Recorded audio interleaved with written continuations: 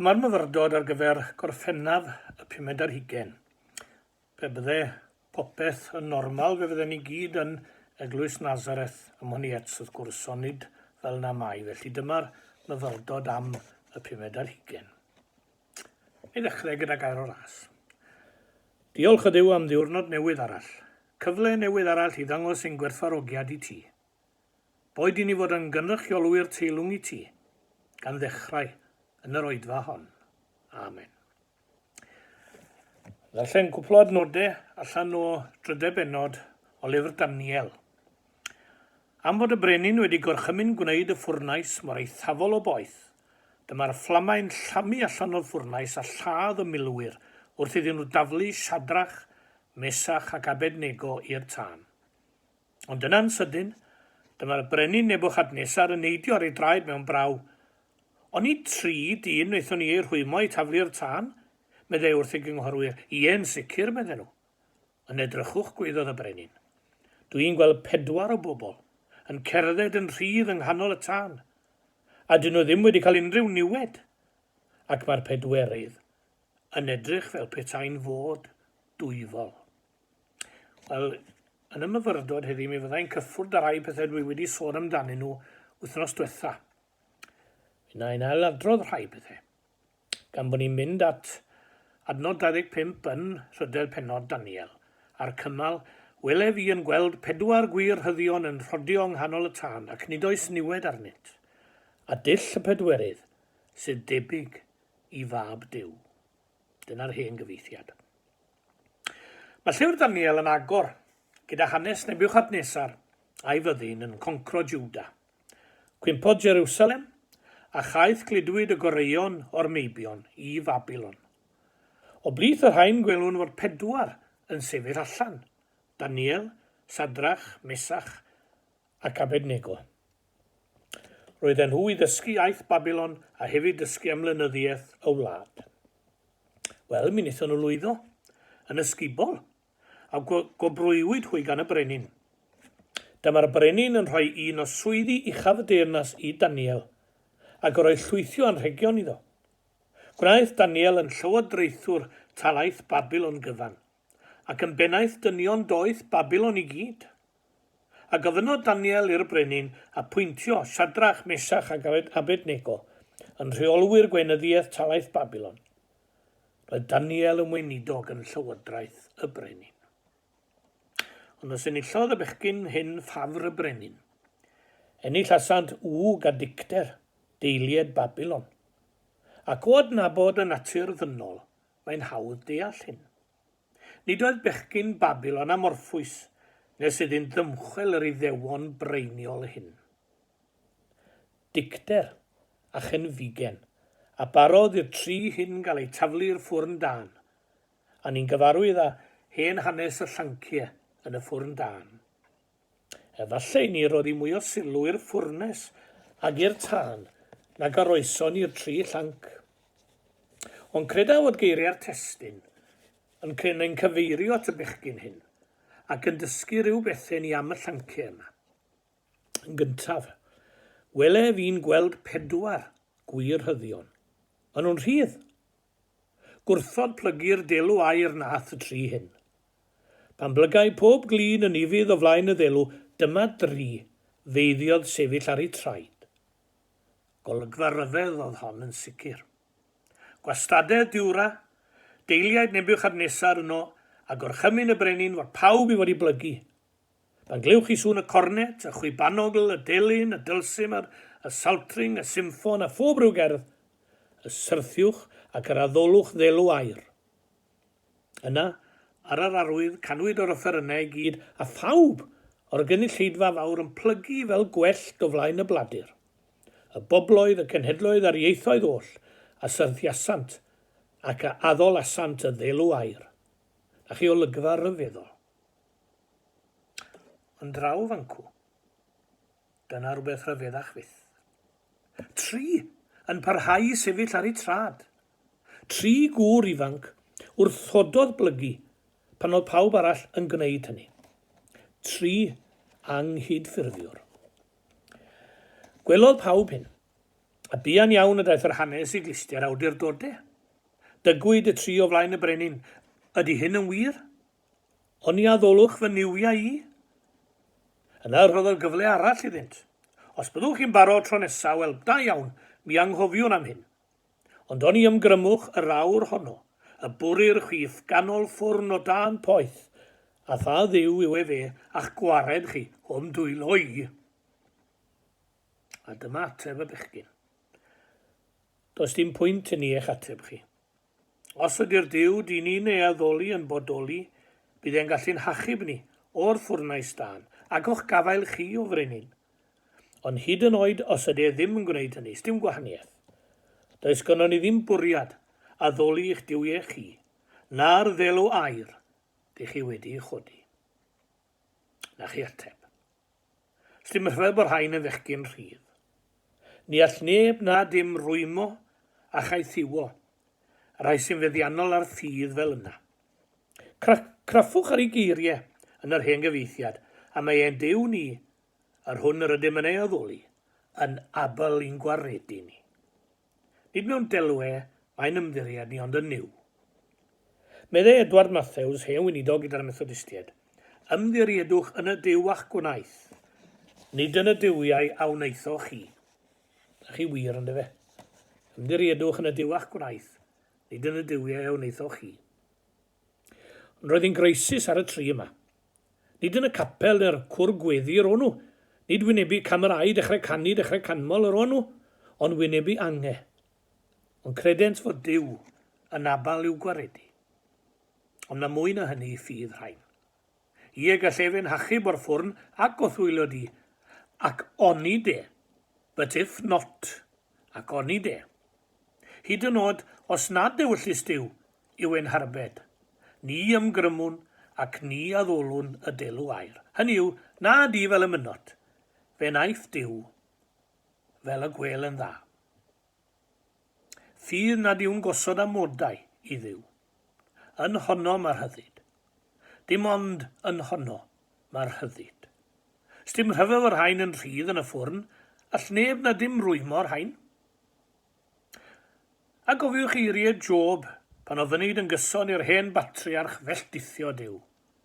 Pe lladdai e fe fi eto mi o beithiaf yn ddo ef. Ac os trawn ni lyfr Habacuc, fe welwn y geiriau yma'r derfyn y llyfr. Pa mae'r goeden ffigys heb flodeuo, a'r grawnwyn heb dyfu yn y wynllan. Pa mae'r coed olewydd wedi methu, a dim cnydau ar y ceia teras. Pan does dim defaid yn y gorlen ac uchen yn y beidi, hynny yw darlun dia posib yn dyfe. Drwy'r cwbl, bydda i'n addoli'r arglwydd, ac yn dathlu'r Duw sydd yn fy achub i. A bobl yn rhoi cefn ar Dduw heddiw am yr esgus llia. Fe all Duw yn hachub. Ac oni de, but if not. Ffydd fel yna sy'n rhoddi'n i'r ryddid. Dwi'n rhyfeddu mewn Nebiwcadnesar fod rhain yn rhydd i mi eu cadwyno nhw. Peidiwn a rhyfeddu. Ni all cadwyna'r byd gaethiw o'r rhain. Gan aile, wrth graffu eto gweld rhyfeddod mwy, ac nid oes niwed arnynt. Mae'r rhain yn ddi-anaf, iddynt fod yng nghanol y ffwrnes. Roedd poethder y fflam wedi lladd y gwir a fwriodd y tri llanc i'r tân, ond doedd dim arogl y tân arnyn nhw. Yn ei epistol, a Pedr yn gyhoeddi, does neb yn gallu gwneud niwed go iawn i chi, os ydych chi'n frwd i wneud daioni. Pwy allech newidio, os dilynwch i'r da? Tybed a yw'r hanes yma eto, fel mewn sawl pregaeth arall yn rhy bell yn y gorffennol. Chi'n cofio ni'n gwneud hanes Gladys Aylward, y gocni fechan o Edmonton a'i stori ryfeddol. Yn llwyddo i gyrraedd i ddiogelwch ac yn suddon swpyn i'r llawr. Mae'n cael ei harchwilio gan feddyg a meddai hwnnw, yn enw pob rheswm a gwybodaeth dyle hon fod wedi colapso ers dyddiau. Trwy ganol y ffwrn, a byddai'n barod i dystio na allai neb ei drygu tra'n dilyn y da. Stori sy'n cael ei hadrodd o oes i oes yw stori'r ffwrn dan. Os rhyfeddau neb nad oedd niwed yn cael ei wneud i blant Duw, peidiw ni ar rhyfeddu. Ond roedd na ryfeddod mwy yn aros Nebiwchodynosor. Wele fi yn gweld 4 y cwmni gan rain. Dyna'r allwaith i'r rhyfeddodau hyn i gyd, y 4. Hwn sy'n esboniad i'r cyfan. Chi'n cofio'r drychineb yn Chile yn 2010 pan oedd 33 o lowyr yn gaeth dan ddaear. Pan achubwyd nhw mi ddywedodd un ohonynt, roedd 34 ohonom yno. Roedd Duw gyda ni yn y pwll, fel yn y ffwrn dan. Ac fe achubwyd nhw wrth gwrs. Perhodiwn ar hyd glyn cysgodangau, nid ofnaf niwed. Pam? Canis yr wyt ti gyda mi. Roedd hen bregethwyr yn troi'r pilpid yn lwyfan weithiau.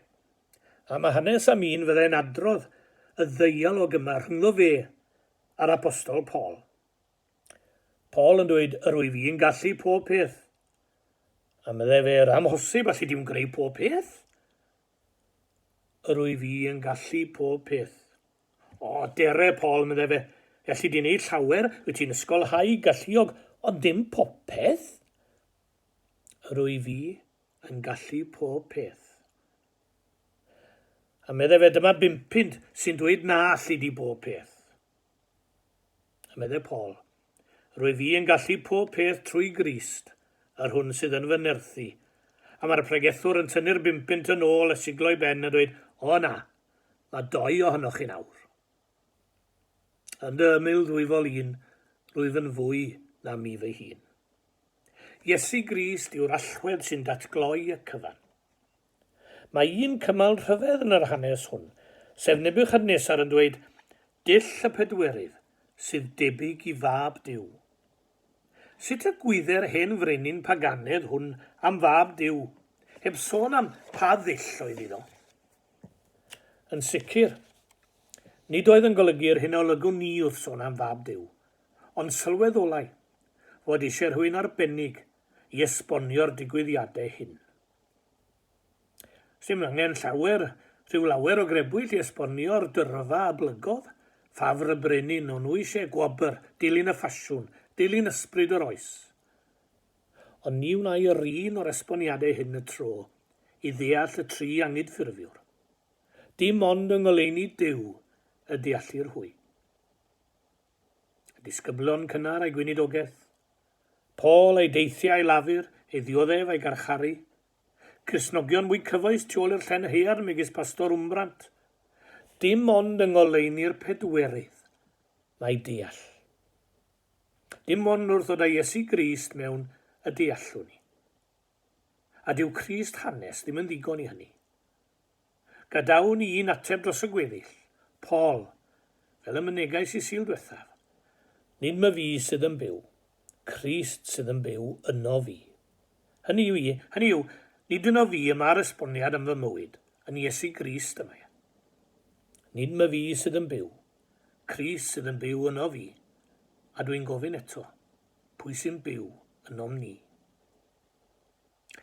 Mae pwyllgorau ac ynadleddau, pleidi ac unigolion wedi rhestru anghenion Cymru ein dyddiau ni. Yr angen mwyaf yw'r angen am bobl debyg i'r 3 gŵr ifanc yma. Pobl sy'n byw fel bod bywydau yn pwyntio at Iesu Grist ac yn gorfodi'r byd i ddod ag efi mewn, o am gael byw yn y fath fodd, fel boi eraill trwm ni adnabod cariad Duw. A cofiwch os nad yw pobl yn darllen y Beibl heddi, cofiwch i bod nhw'n yn darllen ni. Daeth ar amser i ni weddio am ras, i fyw bywyd sy'n gofyn esboniad mawr arno. Fel gwelo eraill yn ni, rhyw ddarlun gwan ohono ti. Er mwyn ei enw.